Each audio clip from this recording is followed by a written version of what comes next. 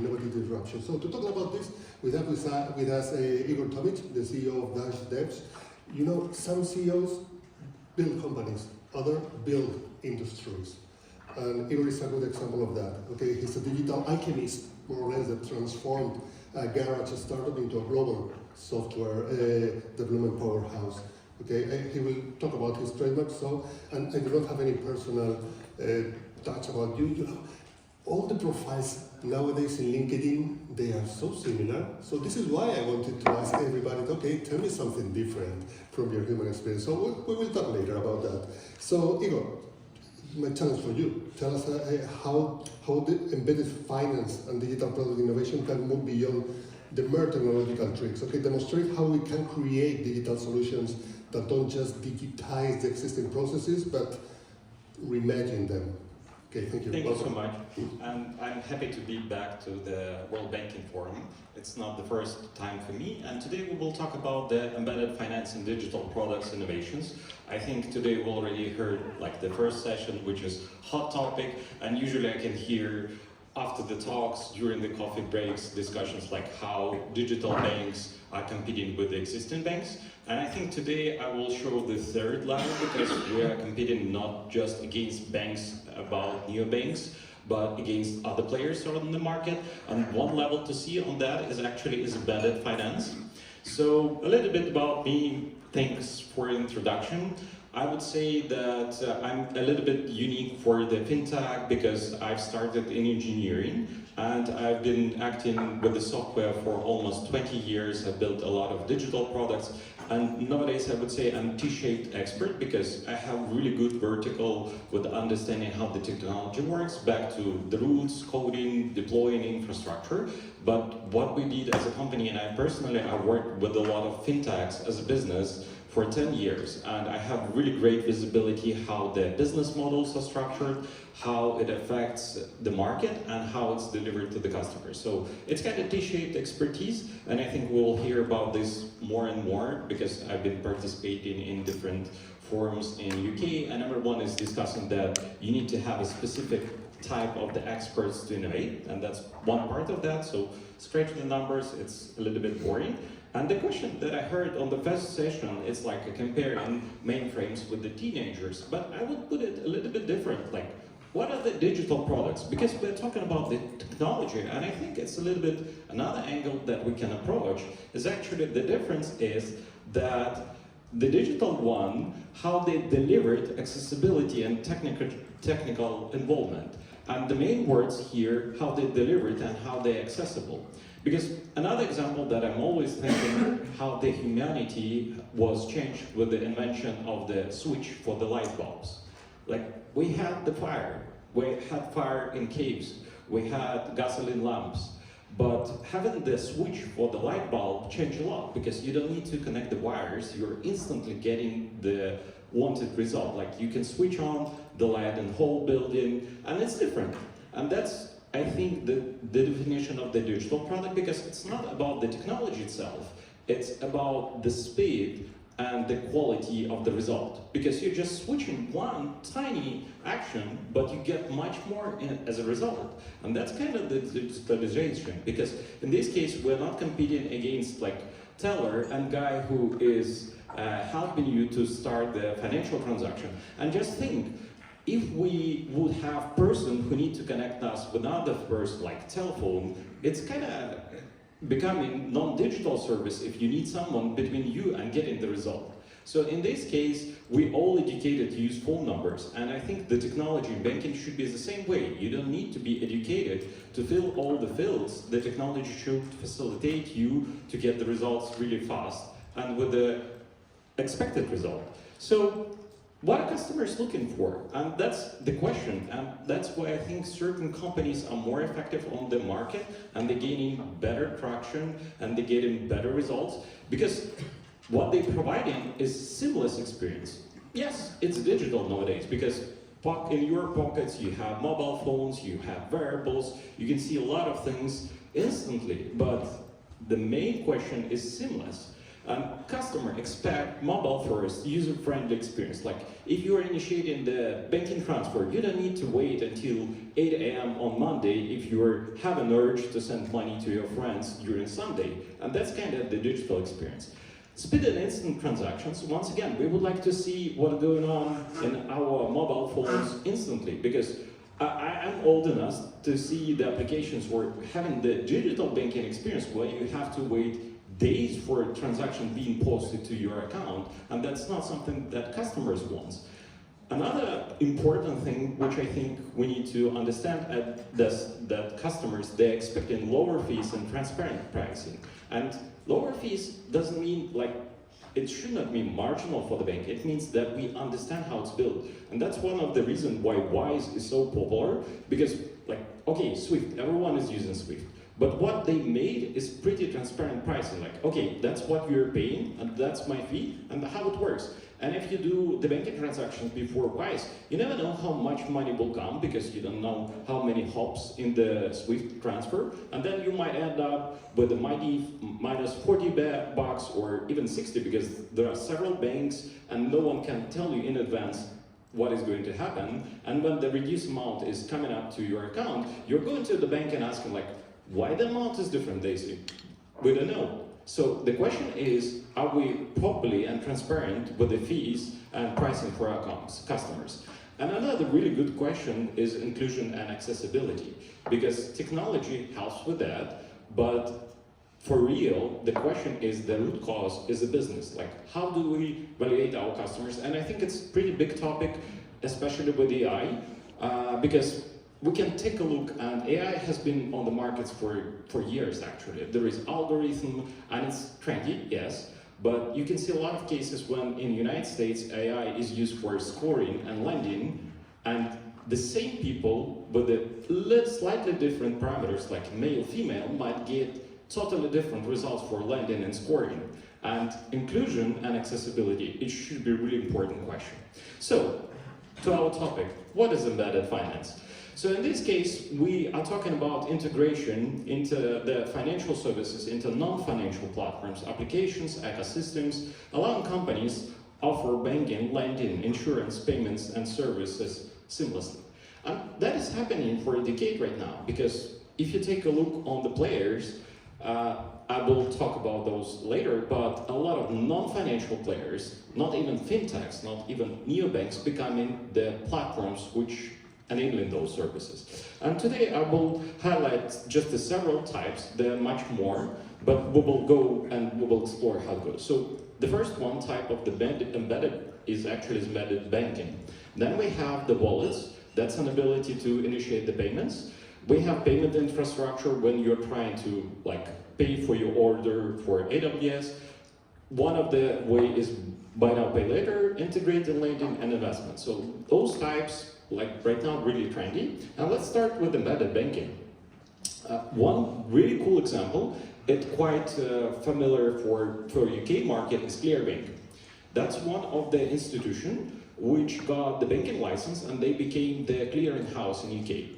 But they never aimed to be the retail bank or business bank.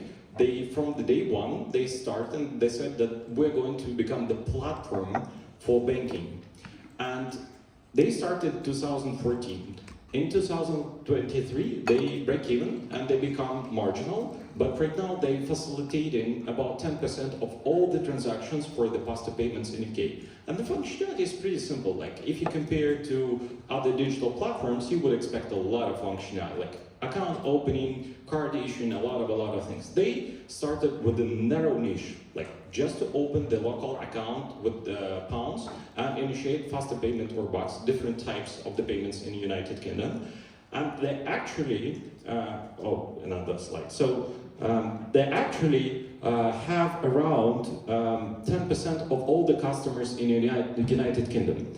And it means that nowadays you can niche really, really narrow and get a lot of traction. So basically, they're not chasing their customers. They just provided the best technology that is available. And if we take a look from the angle, once again, which I said initially, it's not about the technology. It's not that they cloud-based, it's not that they using JSON APIs, whatever.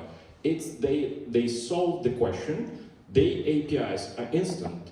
As a developer, you can see how it works. As a company, you're transparent how you're going to be contracted. You have a pretty good visibility for the pricing and for the fees. And it's not about not being the bank, because they're actually the bank. They have the banking license, but they won the competition over the existing players on the market. And in the United Kingdom, the average age of the bank is like 200 years. And that shows that if you change the way how you think, you can have really good traction on the market and really good usage. So coming back about the embedded banking. European embedded banking is actually experiencing extraordinary growth. Like we expect that, and it happened, like it grew 80% over the 5 years, and it will grow more. There are a lot of different players, like all of you know Solaris Bank, there are other players, but that's like the difference. All those players as a Solaris Bank, they once again, they haven't the banking license, but they build differently and they think differently. That's why it allows them to go to the niches which existed and be effective there. Another item which is really important for embedded banking is actually wallets. And recently I've been releasing the Fintech Insider. Most of you heard it's 11FS podcast, and they're discussing a lot of matters about the fintechs. And the really first episode, it was the discussion about Apple Pay. And it was just about to launch in United Kingdom. And experts were saying like, no one will use it. Like, why do I need to have Apple Pay? I have my banking application, I have my card, like, I have tap to pay, what is the reason? And what we can see nowadays, mobile wallets, they like flooding the market. And as we can see, like one of the stats, in e-commerce payment methods, digital wallets most of the usable one. And it's going to grow like 61% in upcoming 2 years. It's a really good growth. And we see that there is a decline even in like standard payments as credit card and debit card. It means that who owns the customers, who is the first touch point with them, is actually winning the competition. And about Apple Pay and European Union, after 6 years, over 44% of Europeans are using mobile wallets. And as you can see on the graph, most of the countries is United Kingdom, Sweden, and we see that right now a lot of tap to pay, it's like Apple is responsible for 3% tap to pay on the point of sale in stores, and more than 30% in digital payments. And another really great example of the payment, embedded payment, is actually Starbucks.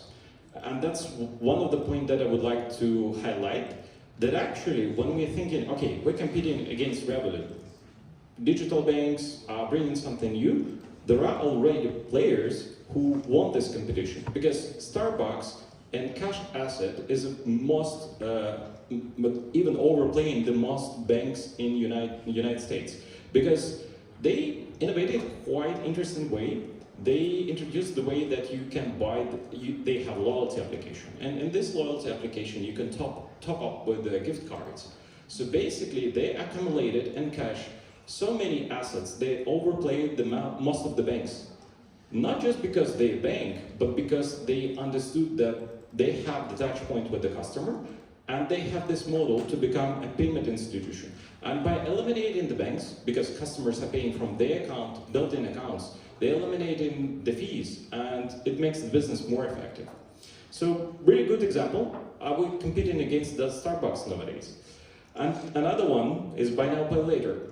I think, and for me personally, I've been working with the Twisto, that's a Czech Republic buy now, pay later platform. I see that the market is quite underestimated. The model is quite simple. Like, you basically integrating with merchants, you are selling, someone is coming to Amazon, and Amazon, and once again, the example, because they have integration with buy now, pay later platforms, you go in there, you're ordering the product, and then you're splitting it in installments and paying over the time. We're not talking about the ethical part of this model, but it works and it facilitates this business. Because once again, if we think about the speed, it means that I can access certain products faster, that I have the balance on my account, I can have them faster, I can check certain stuff. And the model is pretty simple, like integration, you have the merchant, you have the payment, you have installments. But if you think deeply, why the current big players are not chasing this model? Because you need to be more effective with understanding who's your customer. And buy now, pay later, usually targeting underserved areas, like people who will not get credit cards, people who will not get credits from the banks, but they can use this model. And buy now, pay later platforms, they're really good with understanding who are they serving. Like, definitely they're not working in minus. And that is facilitated because in digital era, we have quite a lot of information about our customers, and we are leveraging that. We know the location, we know the KYC process, sometimes bank ID is used for authenticating the customer and the payment. And actually, it's really great business model. It's predicted that it will grow up to, the market size will grow to $3 billion until $3,000 billion until 2030. So in this case, all those examples of the solutions and players on the market, they give us an ability to make certain conclusions. Like, we are right now in digital era, and there is no way back. There is no mainframes, there is no tellers, there is no branches. We're past that. Like, the water passed the bridge. We can discuss it, but it doesn't change the reality. Because if we close the eyes, mainframes are not popping up in service rooms, and the branches are not opening. Like, that's already done. And what we see, non-financial institution is competition banks. Apple, Google, like Starbucks, big players, they see the market, they have customers, they know how to interact with the customers, and they chasing it. So it's essential. Like, Apple is issuing own card, yes, it's facilitated by the bank. But the question is, in which countries and when they will understand that they can do it on their own? Because they don't need to have, and they're good with the technology, they're good with the licensing, so it's possible. And we need to understand that. I think what is the best way to be effective for the future, and it's focused what we can do best. Like, usual banks and traditional banks, they have a lot of experience with the systems that are robust, that are working well. It gives an ability to become banking platforms, it gives an ability to become ecosystem for fintechs. Sometimes it's taken a look as a competition, but there is a place for everyone, and becoming the facilitators for the market is really important. And that's why ecosystem really matters. Like, right now we're seeing developers as teenagers who are not responsible, who are messy, but come on, the world becoming really complex. You cannot focus on certain things for years because technology is ramping up. Like, in 1 week, we believe that OpenAI is leading the AI world. On another week, there is a DeepSeek and Chinese guys are winning. We cannot live in the world that used before, like when you're getting several mails or emails and continue to work over the months. Like, you're constantly chased by your work in Slack and LinkedIn, and that's why people are changing. It's not like people are different, it's time is different and how we interact is different. That's why ecosystem is really important, because we're going to live in the world where the technology talks to technology, and then it's facilitated by people. And we need to understand that we're going to build the base ground, middle ground, and maybe cornerstones for the buildings, which will be led by technology. So possibilities are everywhere, it's just the way how we see that. Thank you so much for listening. And one of the maybe point, if you want to hear more, I have a podcast and we're discussing different matters like banking as a service. Last episode we discussed the complexity of the Turkish market. So please feel free to sign on and to follow this podcast. Thank you very much. And if you have questions, because we are running out of the time, you have a possibility to connect with me in different ways. Thank you so much. Thank you very much.